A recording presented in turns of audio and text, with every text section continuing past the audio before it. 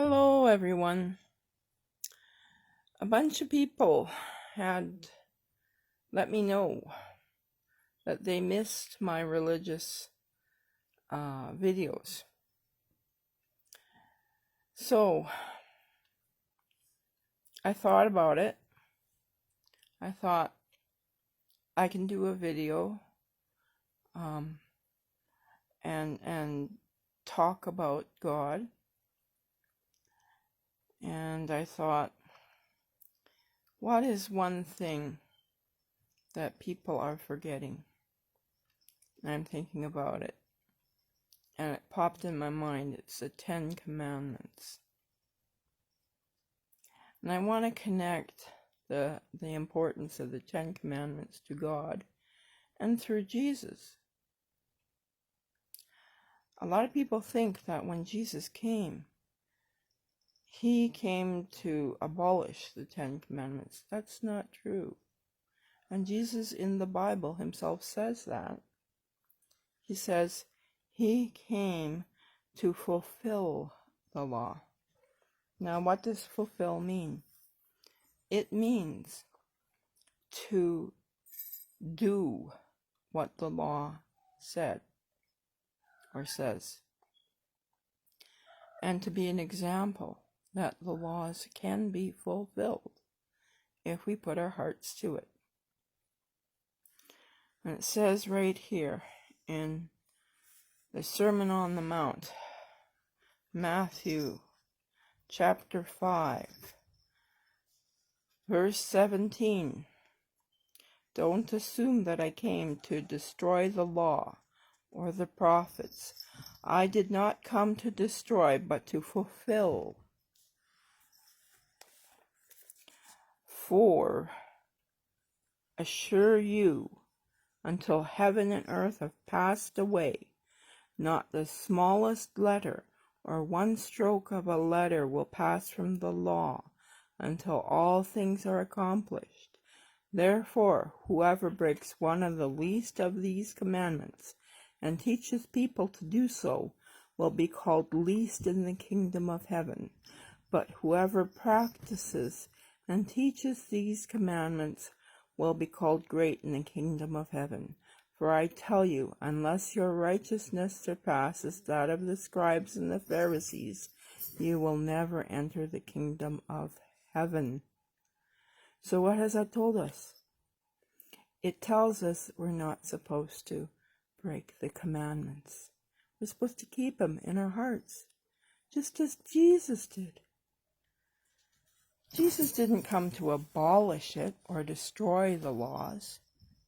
He came to show us that they can be fulfilled and to tell us to keep those commandments as Christians.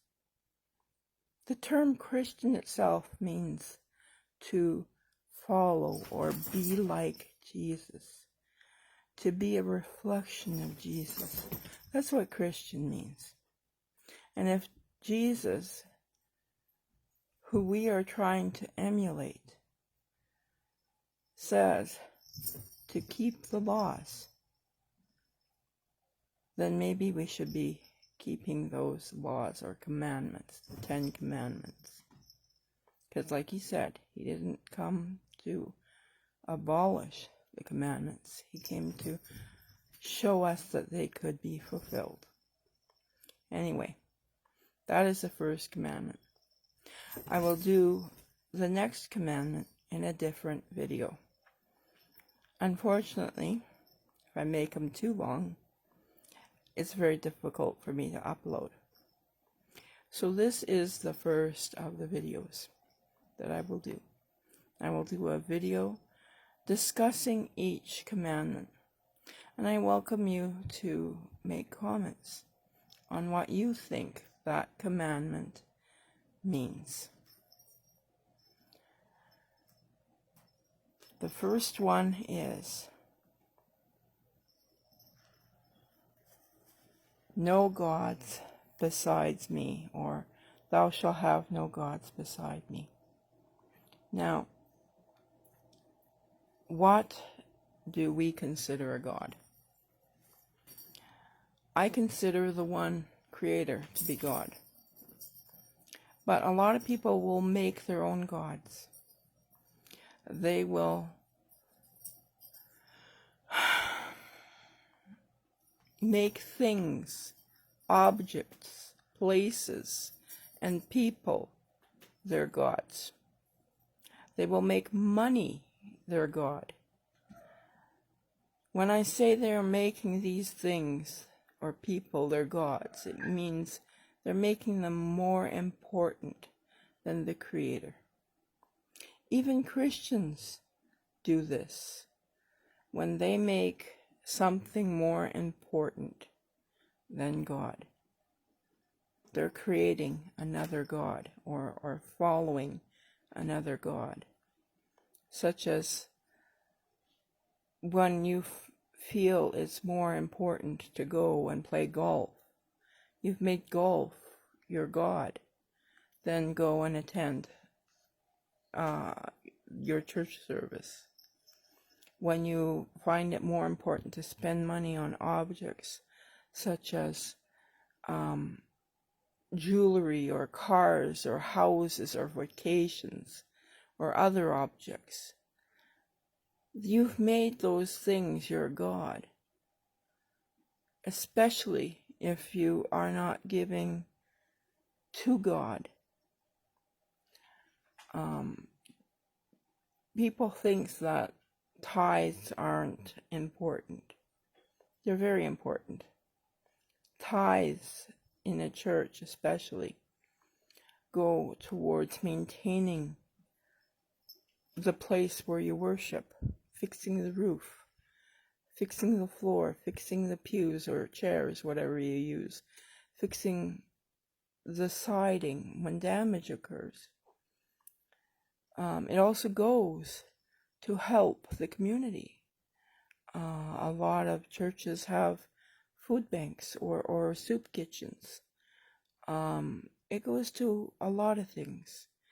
And it is God's will that we help to support others. He himself says we are to help our neighbors. If a neighbor comes to us asking for a loaf of bread, you send him back with a scorpion? No, you give him that loaf of bread that he needs. That is how we should be treating God and treating the church. When they need, we should give to it.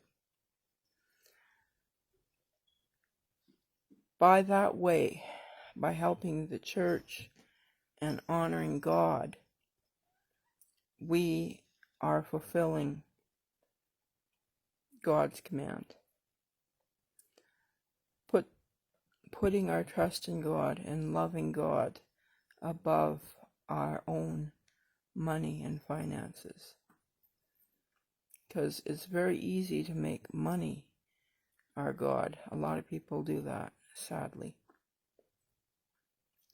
And it's easy to make things our God or other people our God by putting more importance in them than in visiting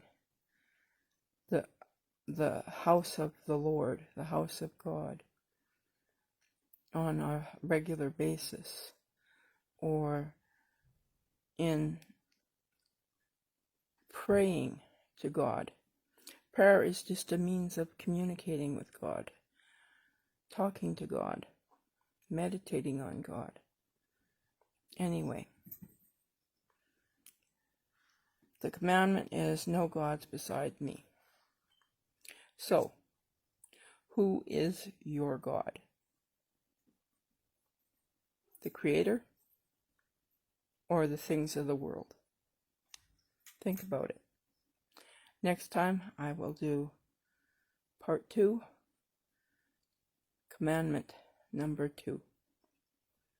Think about it and please post what you think this commandment, no gods beside me, truly means. Till next time.